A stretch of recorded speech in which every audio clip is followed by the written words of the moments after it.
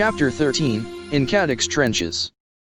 You're the one who organized all this, Yumi said while looking at Odd, eyes round as saucers. He grinned from ear to ear. Well, at first, I was scared and worried about our friends, but afterwards I asked myself, what would Jeremy do now? And so everything just came to me like that. The girl also smiled, and opened the physics laboratory door for him. Odd stepped in lightly, a roll of paper under his arm. They were all meeting there, his parents, Yumi's parents, Ulrich's father, Jeremy's father, the principal, Professor Hertz, Jim Morales and Richard Dupuis. In short, he had a large audience. Michel Belpoise was sitting hunched over in a corner. But Walter Stern didn't look any better. The mood's a bit dark, isn't it? Odd murmured to Yumi, before going on alone towards the principal's chair, where he cleared his throat and made a low bow. Ladies and gentlemen, for the first time in the history of my adventures and misadventures as a student at this school, I'll now be the one who teaches you. Nobody laughed. He didn't even get a half smile. His mother, Marguerite, frowned, as if to tell him to stop clowning around. I see that your sense of humor is somewhat lacking. In that case, I'll get straight to the point. Odd took the large roll of paper out from under his arm and asked Yumi to help him tape it to the blackboard with scotch. It was a map of Kadic showing every building. The boy took a long stick from beside the blackboard and used it to gesture to the map. This, as you can tell, is our school. After having discovered last night, when defying the danger, that our friend had been despicably kidnapped. Yumi tugged on his arm and Odd sighed. Nobody understood that this was his grand debut as an actor. He decided to make his tone a little less dramatic. Professor Hertz and I got in contact with Dido. We know that Jeremy was kidnapped by the Green Phoenix, probably by a certain Grigory Nictopoulos, who we have nicknamed the Man with Dogs. The very same man who used the memory-snatching machine on my father and Yumi's parents. Among other things, it seems that this man has neutralized 3 of Dido's secret agents who were keeping the factory where the supercomputer is under surveillance. Odd observed his audience. He had their undivided attention. He felt very pleased with himself. We need to prepare to defend Kadic at all costs. We know that a heap of soldiers have gathered at the old factory and for the moment, Dido would rather avoid having her men intervene. The thing is, seeing the results. Basically, the main worry is that this place is like a sieve. Odd was absolutely certain of this. Just after having called Dido, he, Hertz and Jim did reconnaissance from one end of Kadic to the other. Finding out where Grigory Nictopoulos got in hadn't been difficult. The boiler room door was always open and the cover of the manhole leading into the sewers had been displaced. We need to block the entrance to the sewers here and here, Odd explained. Right here, there's a manhole that provides access through the park and which is directly connected to the factory. And then there's a passage that leads to the Hermitage. We need to protect the walls and close the gates. Also, we need to organize an expedition to the Hermitage because we'll need the scanner, and so getting to it is of top priority, given that it's our only way of bringing Elida, Ulrich, and Eva back to reality. This could be a tough job and we're going to need all of your help. And from the rest of the students. If there are no objections, as soon as we finish this meeting, Yumi and Jim will go to wake the students and prepare the first line of defense. As for us, Mr. Belpoise, Richard and I will go to the Hermitage. Odd caught his breath, and waited for a moment. Any questions? He finally concluded. He chuckled softly. He'd always wanted to say that. Memory had freed his wrists but his arms were still tied behind his back. The woman gently led him out of the room. Jeremy leaned too far forward at first, almost fell over and had to take 2 quick steps to regain his balance. He held his breath. The director's office led out onto a metallic walkway suspended several meters above the floor.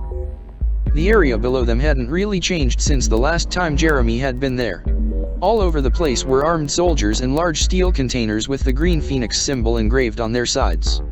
Beside the elevator leading to the underground floors, someone had erected an enormous Bedouin tent, a green, nomadic-style tent, with pegs driven directly into the cement. Jeremy and Memory descended to the ground floor, using a comfortable slow-moving escalator put in place of the factory's old staircase, which had been destroyed over time. The boy noticed a man with very short hair dressed in a leather jacket waiting for them just beside the tent. He held a double leash, also leather, tightly in his hands, attached to the collars of his two dogs, two large and muscular Rottweilers. Grigory, Jeremy greeted him coldly. He smiled only with his mouth, a gesture that didn't show in his eyes even for a moment. "The boss is waiting for you," he said before addressing Jeremy.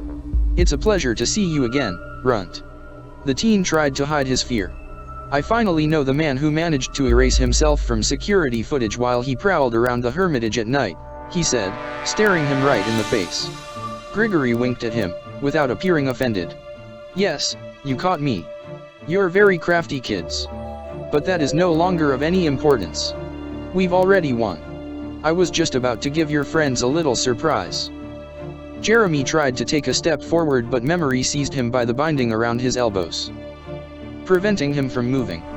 The boy rushed at the man, and, at the precise moment of his strike, he felt the length of plastic tighten around his arms.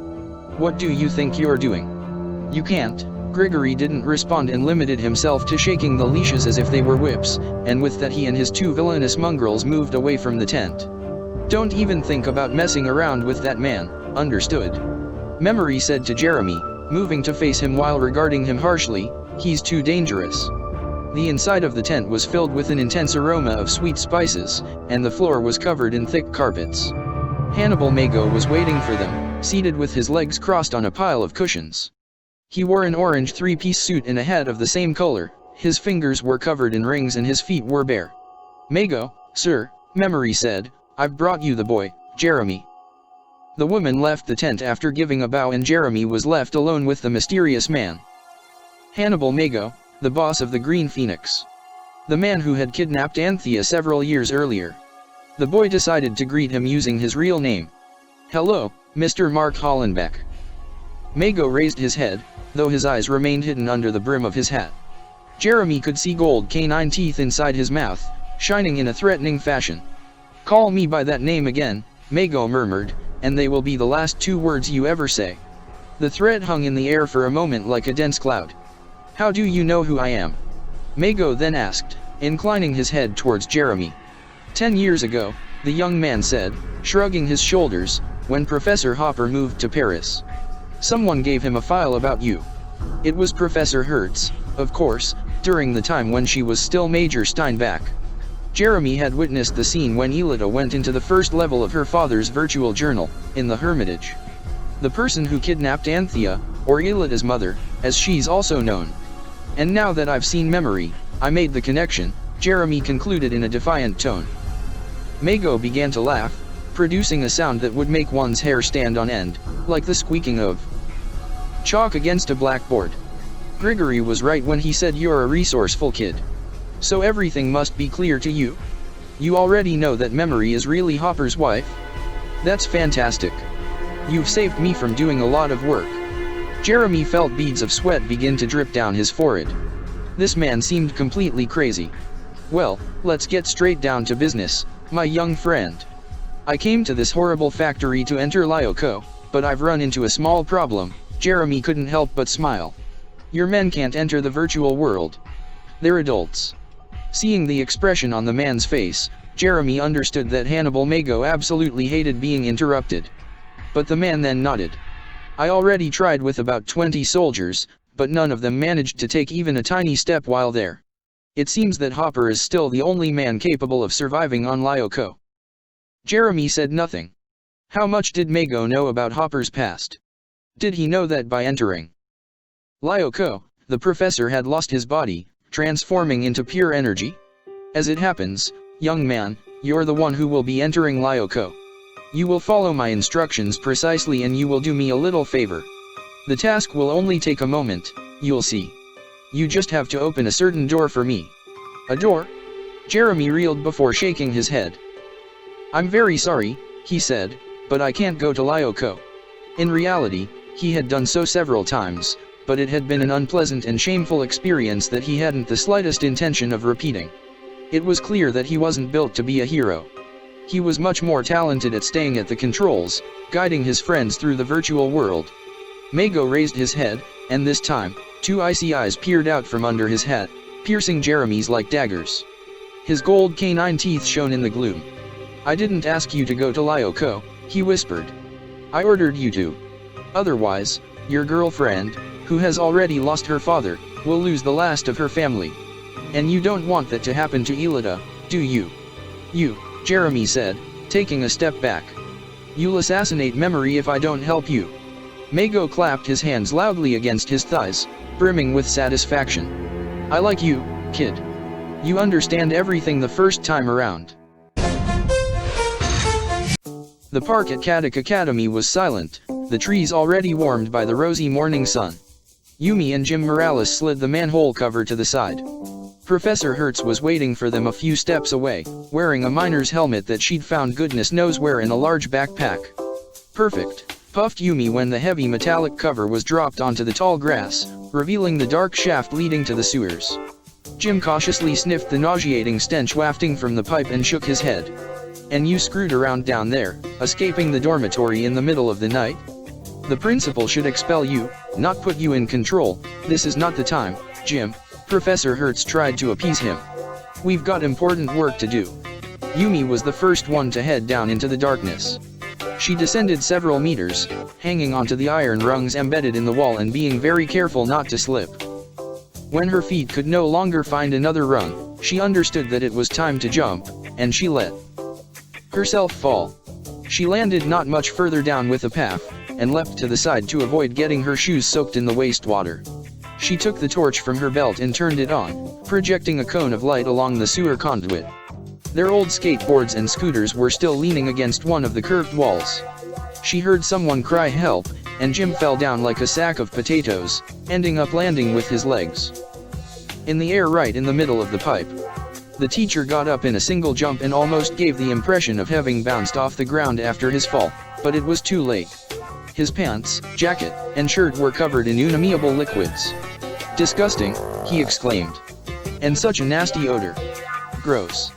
Hertz arrived not long after and made an elegant jump, not even wetting the toes of her shoes. We can get to Kadic's boiler room that way, Yumi said to Jim while signaling behind her. And in front of us is the path to the old factory, which forks off a little further down, also leading to the Hermitage. Professor Hertz observed one of the walls attentively. Yumi's gaze followed the beam of light coming from her head torch. It illuminated the small brass plaque on which the words Green Phoenix could be read. Humph, the professor grumbled. Well, it all fits together, right? Yumi said. You and Hopper got help from Walter Stern, Ulrich's father. And when he bought the old factory, he constructed the pathways. I also find it funny that he used the symbol of the Green Phoenix to mark the entry and exit points of the labyrinth, and he didn't even know where the supercomputer was. Hertz smiled at her. It was as if the insufferable stench of the sewers didn't bother her at all. I wonder whether these tunnels are isolated from the rest of the city sewers, the professor thought aloud. Why? Jim immediately asked, tired of being left out of the conversation. Because I really don't like the idea of soldiers being able to get close to my students, and Mago's men seem very good at fooling electronic alarms. But if it were possible to isolate this labyrinth from the rest of the city sewers, Yumi commented, also beginning to smile. And seeing as the river isn't far away, she may have understood the professor's plan. They exchanged a gesture of collusion. Odd pressed on through the tall grass. Behind him were Michel Belpoise, slightly hunched over, his tweed suit full of creases and a serious expression on his face. Richard, by his side, struggled under the weight of an enormous cardboard box carrying the materials necessary to deconstruct the scanner. The young man was already covered up to his knees in mud. You're sure you don't want me to give you a hand? Odd asked him.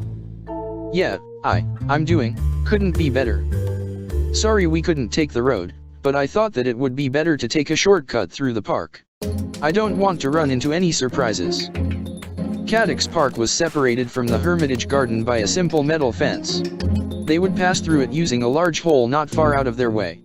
Once they'd finished with the scanner, Odd had to remember to warn Hertz. The boy walked a little faster between the trees, shivering from the intense cold. He arrived at the manhole and saw that it was open, revealing a vertical tunnel that became lost in the underground darkness. Yumi, Professor Hertz, and Jim had already gone down to inspect the sewers. Excellent. This way, he whispered. A little more walking and the Hermitage was in sight. Richard huffed, tripped on a tree root and almost dropped the box. He somehow managed to land without breaking anything and began to massage his sore arms. "I need a break," he said. "No problem," Odd responded, smiling. "I'll scout ahead." He left Richard and Mr. Bellpoise with a small wave and jumped to the other side of the bushes, ducking down like an Apache explorer so as not to be seen. He cupped his ear. Not far ahead, beyond the curtain of trees, a squeaky metallic noise could be heard. Odd kneeled down even further and advanced away from the thicket in silence. The muddy ground stuck to his shoes, multiplying the weight of each step. He jumped behind a fallen tree trunk. The speaking became louder and louder, coming right from the Hermitage.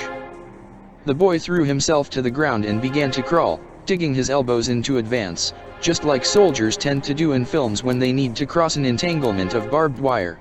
Not far away was a dry bush, which would serve as his refuge. He stuck his head through the branches, suppressing a whimper when the thorns clung to his hair, pulling forcefully on his scalp.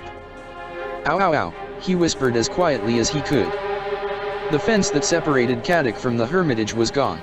In its place stood a wall of metal planks that stood 6 or 7 meters high, hiding the roof of the old chalet.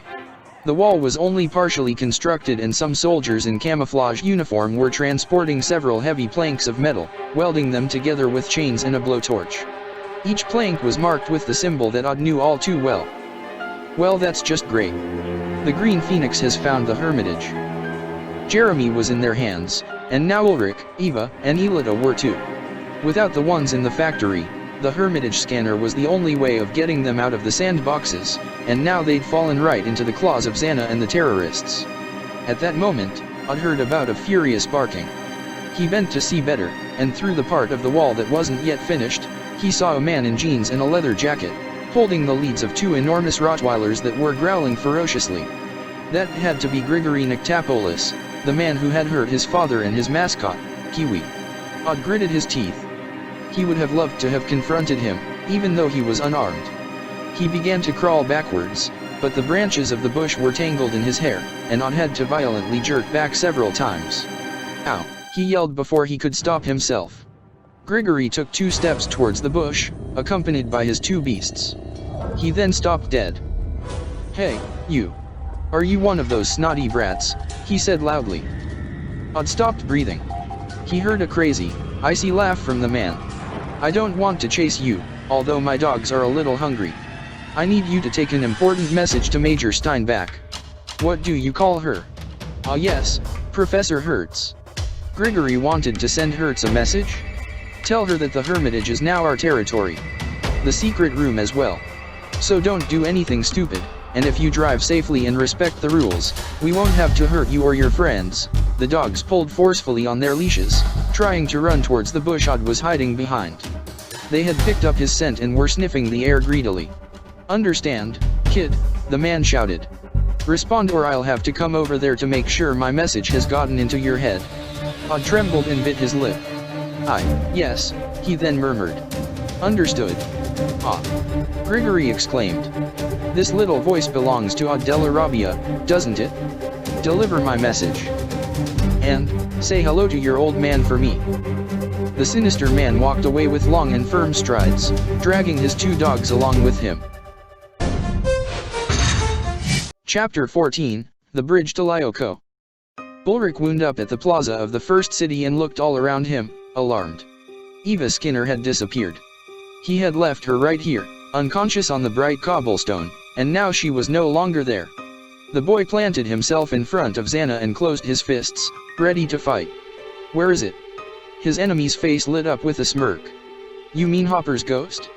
We left it at the castle. The stupid recording wasn't good for anything." "I'm not talking about Hopper, I'm talking about Eva's body. You said that no one would hurt her." "Ah, I see. I didn't think it was wise to leave her here. My monsters love to play, and I wouldn't want them to hurt her by mistake." "How sweet," sighed Ulrich with sarcasm. "Where'd you put her?" Xana raised a finger and part of the pavement near the fountain in the plaza started to expand. At first, the smooth pavement only slightly buckled, but then, from it, the bubble grew and rose, in a way that reminded Ulrich of the top of a cracked egg. The object that came out seemed to him like some sort of galactic cradle. The young man approached the strange object and the surface of the cradle became transparent before of his eyes. Ulrich stumbled. He was surprised and a bit scared at the same time. Eva was inside. Her eyes were closed and her blonde hair was laid out on a celestial blue pillow. It looked like an illustration of Sleeping Beauty. But Xana was a computer. What would he know of fairy tales? Maybe this artificial intelligence was different from the emotionless monster that Ulrich had fought against a million times before on Lyoko. Now, Xana seemed more human. She's sleeping, he finally muttered. Very observant. Bravo, the dark-haired young man replied while once again walking off and disappearing into an alleyway. Here they are, he cried out not long after. Ulrich hurried in his direction. The road seemed to be cut in half by a row of bricks as black as the muzzle of a wolf. Let's go, exclaimed Xana as he began to head down the dark path. Ulrich began to trot behind him, perplexed. Why does this black path interest you so much? He asked him. Xana gave a sarcastic smile. Don't you remember what Hopper's recording said?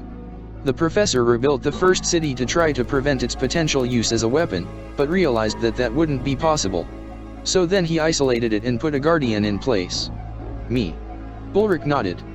He also remembered another thing that Hopper had told them. In the past, Xana and Elida had been friends. Was what he said serious? The city where we are now, the young man continued from beside him, is a closed-off space, completely separated from Lyoko. But what? There's a channel that connects the two worlds. A long bridge suspended through the void that goes from the first city to Lyoko. Ulrich's eyes grew wide. In an instant, he was frozen in fear. Hopper said that, he stuttered. That he had isolated the castle. Xana nodded. See this row of bricks? Well, it connects the castle to the wall. And the wall is the barrier that divides the two worlds. When we arrived here, we opened a path through it. In this way, Lyoko and the first city will be united again. And the castle will become a weapon again, thought Ulrich. And you could recover all of your power and destroy our world. He needed to stop him. Even though he hadn't the slightest idea how to do it. Yumi finished unwinding the electric cable and attached it to the wall of the tunnel with some tape to keep it from ending up in the water. Then, she came to a vertical well that led to the surface and attached the end of the cable to her belt. I'm here, she called out. When she had come here with Ulrich and the others in the past, they usually helped each other by joining hands to create a stepway to reach the first iron support 2 meters up. But Ulrich was very far away now. From the entrance of the well, Professor Hertz, who had come out several minutes before, sent down a large rope, attached it to a tree with a complicated knot, and then gave Yumi the go-ahead.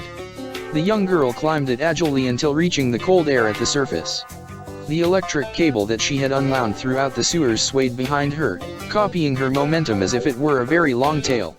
Outside, the air was very crisp and was deliciously odor-free. Hertz had laid out a nylon canvas on the humid surface of the undergrowth to keep the material from getting wet. She was now sitting on the ground, at work with a big, black box and a pair of pliers. Yumi detached the electric cable from her belt and gave it to the woman. Here, she said. I connected it to the command box in the maintenance room like you asked. Good, approved the professor. And Jim? He's still down there. He's finishing checking to make sure that the watertight doors were all shut right.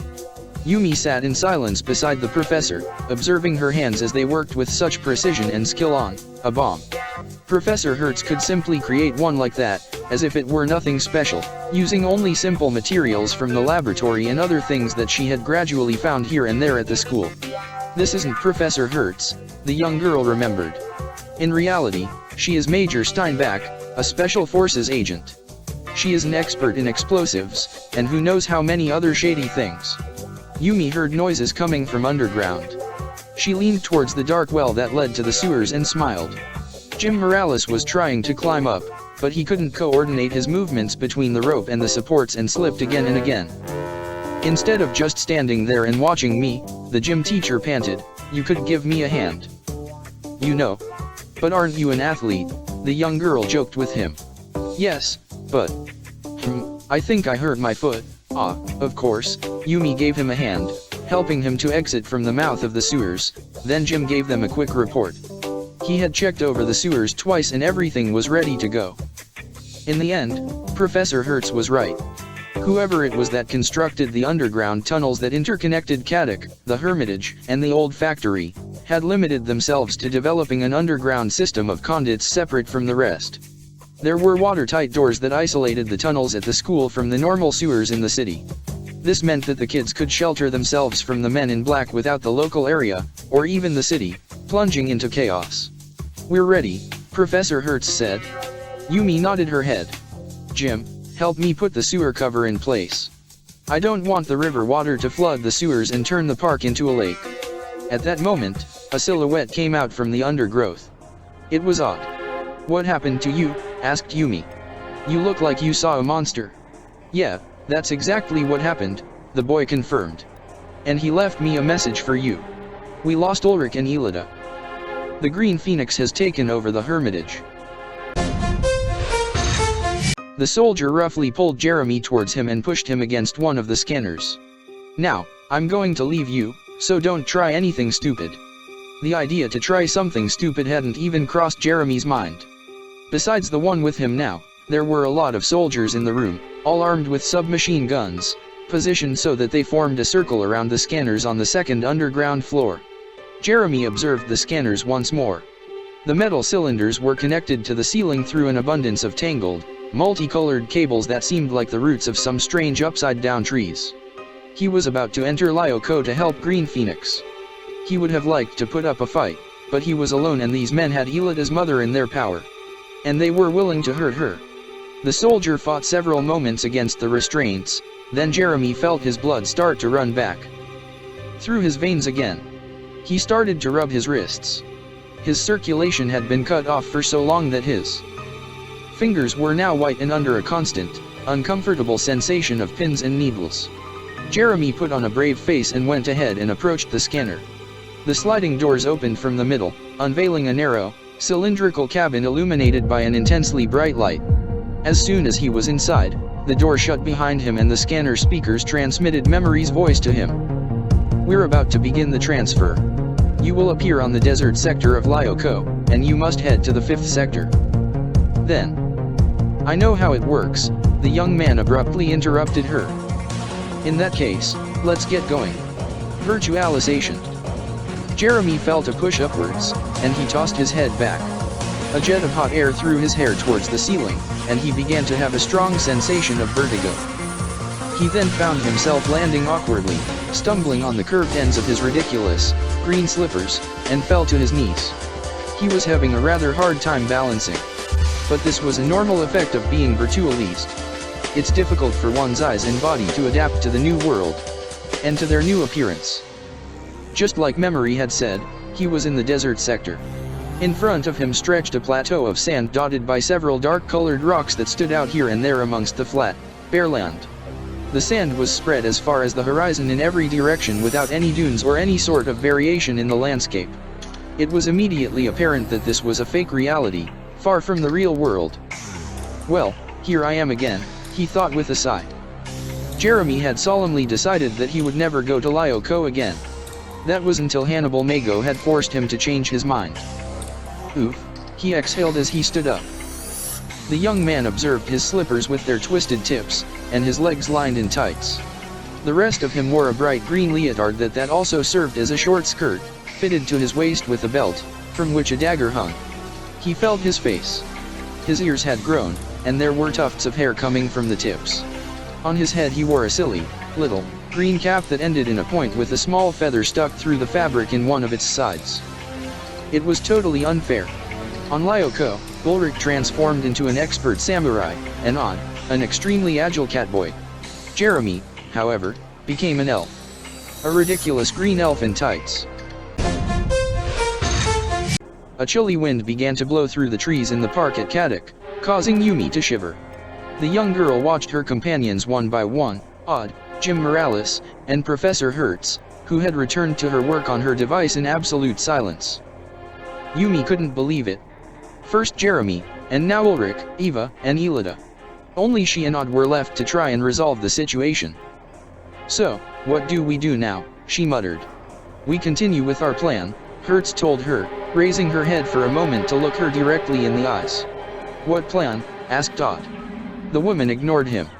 Then, She grabbed a small red cable with the pliers, its end peeled back to reveal the copper wires inside. "Get ready," said Hertz. 3, 2, 1. She lightly connected the end of the cable to another inside the plastic case in front of her. There was a small spark. "And the fuse is lit," commented Yumi. Not a moment later, the bomb exploded. A roar could be heard surging underground, then a churning, and finally the noise of the water starting to flood in. Yumi pressed the palms of her hands on the ground and felt the vibration through the ground. It had worked. "The Kadic sewer system is isolated from the rest of the sewers in the city," she explained upon seeing Odd's perplexed face. "We just closed off the passageways that connected them directly to the factory. The Hermitage and the normal sewers."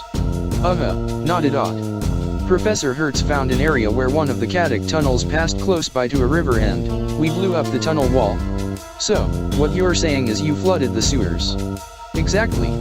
We can no longer flush the toilets or take any showers, but at least we'll be sure that Hannibal Magos soldiers can't take us by surprise by coming in from right under our feet." "Wow. Hey, you didn't warn me about the showers," said Jim Morales, while turning towards Professor Hertz with a worried expression on his face. "How in the world am I going to be able to get rid of all this stink?" She gestured for him to be quiet. "We need to return to the school immediately and study our plan for defense in detail. If I know Mago, he kidnapped Jeremy with a clear objective in mind: reopen the channels that link Lyoko to the first city. And in that case, you can bet we'll be receiving some nasty surprises in the near future." Jeremy heard a snickering directly in his ear. He jumped, disoriented. It was as if someone had placed a little bird inside his ear canal and it was whispering inside. He then remembered that this was to be expected. For once, it was him on Lyoko and someone else was guiding him from the outside. "Memory. Can you hear me?" he asked aloud. He felt a bit stupid speaking all alone in the middle of a desert, but then the laughter stopped and he heard the woman's voice. "Yes, yes. Your new look is very cute." Jeremy sighed, feeling dead inside. "Forget it. What should I do?" Memory didn't respond. Jeremy felt the terrain begin to vibrate, and the sand in front of him started to move, then began to sink, creating a menacing whirlpool. Quicksand. The boy jumped back. It couldn't be caused by Xana or his monsters. The artificial intelligence didn't have access to Lyoko. "I opened a passage for you," Memory's voice then said.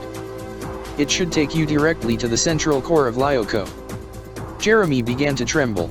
Memory wanted him to jump inside this sand vortex. He reflected back for a moment to what happened during the final battle against Xana on this occasion. Hopper appeared as a sphere of energy and opened up a passageway to the heart of Lyoko. Yumi and Odd were in the ice sector, and the silver waterfall that was in front of them transformed into a well that led into darkness. The two children had jumped in without thinking twice, but they were athletic and agile. He, on the other hand. "Enough of that," he said to himself. "Whether I like it or not, I don't have a choice."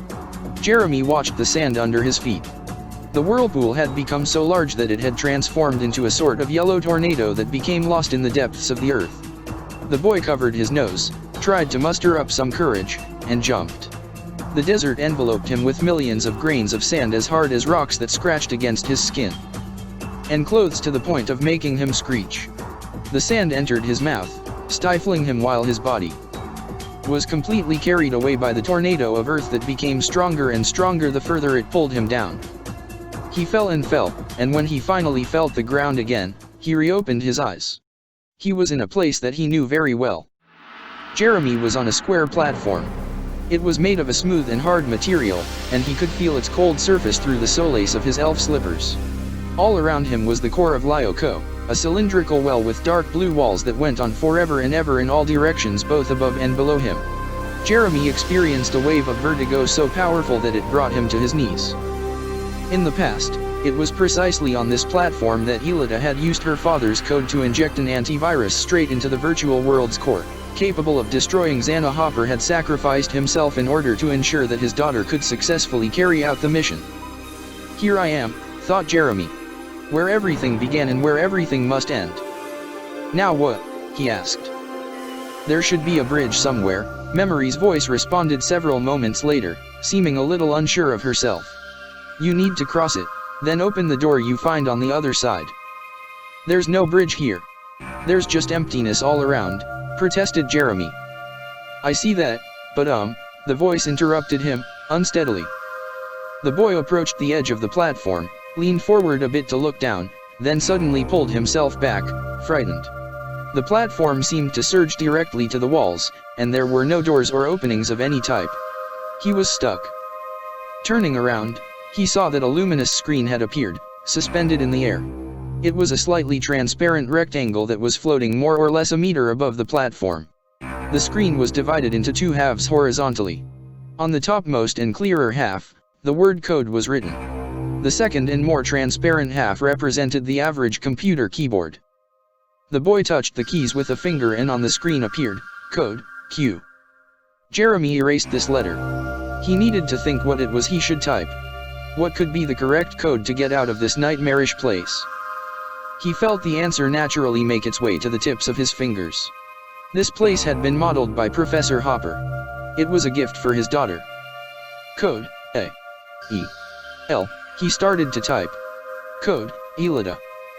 The screen flickered twice and disappeared. Jeremy's feet began to rise above the platform. The boy waved his arms, trying to maintain his balance, then became rigid as he felt an invisible force propel him towards the upper interior of the core. He was flying. The code Elida carried him into the sky. So, finding the perfect musical cues was difficult with this one. And as it turns out, we were correct.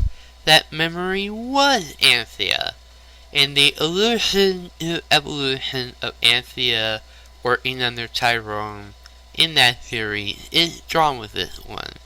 With Anthea working under Mako and Gregory the Tabulus.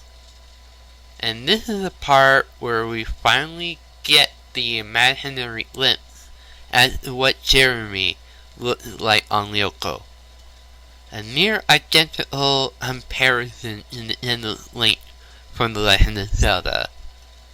And here we thought that he'd be like this Mr. Puck or a Creeper warrior from what we've been depicting him to look like after all these years. So, excuses. I couldn't work on the episode last month due to general laziness, talking on Discord, doing my other projects, and pretty much dealing with the drama that's on YouTube and everywhere else, having to take part in this and that and real life stupidness. And I thought I was going to be working on the second episode. Maybe I will, maybe I won't. No, drama being the way they went with FNGR and all that stuff and everything. So anyway, let's see what the next episode takes us to. And hopefully we can expect more in the coming episode. So hit the like, comment what you think, subscribe for more, and I'll see you all in the next video. Good night, everybody.